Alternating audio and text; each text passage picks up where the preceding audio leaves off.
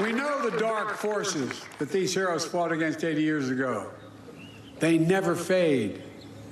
Aggression and greed, the desire to dominate and control, to change borders by force, these are perennial.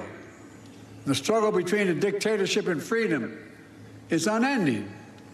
Here in Europe, we see one stark example. Ukraine has been invaded by a tyrant bent on domination. Ukrainians are fighting with extraordinary courage, suffering great losses, but never backing down.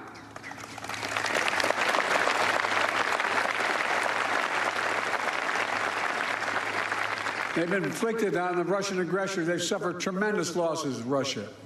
The numbers are staggering. 350,000 Russian troops dead or wounded. Nearly 1 million people have left Russia because they can no longer see a future in Russia.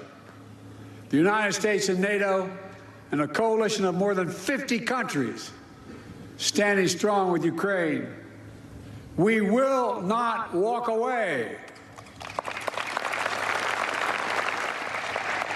Because if we do, Ukraine will be subjugated, and it will not end there.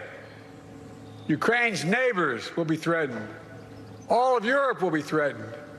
And make no mistake, the autocrats of the world are watching closely to see what happens in Ukraine, to see if we let this illegal aggression go unchecked. We cannot let that happen. To surrender to bullies, to bow down to dictators is simply unthinkable.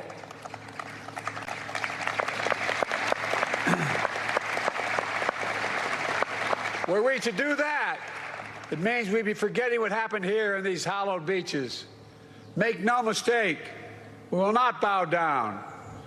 We will not forget. Let me end with this. History tells us freedom is not free. If you want to know the price of freedom, come here to Normandy. Come to Normandy and look. Go to the other cemeteries in Europe where our fallen heroes rest. Go back home to Arlington Cemetery. Tomorrow, I will pay respects at Pointe du Hoc. Go there as well and remember, the price of unchecked tyranny is the blood of the young and the brave.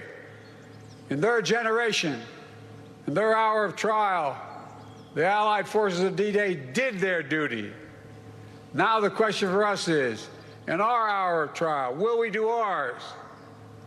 We're living in a time when democracy is more at risk across the world than any point since the end of World War II, since these beaches were stormed in 1944. Now we have to ask ourselves, will we stand against tyranny, against evil, against crushing brutality of the iron fist? Will we stand for freedom? Will we defend democracy? Will we stand together? My answer is yes, and only can be yes. Thanks for watching. Stay updated about breaking news and top stories on the NBC News app or follow us on social media.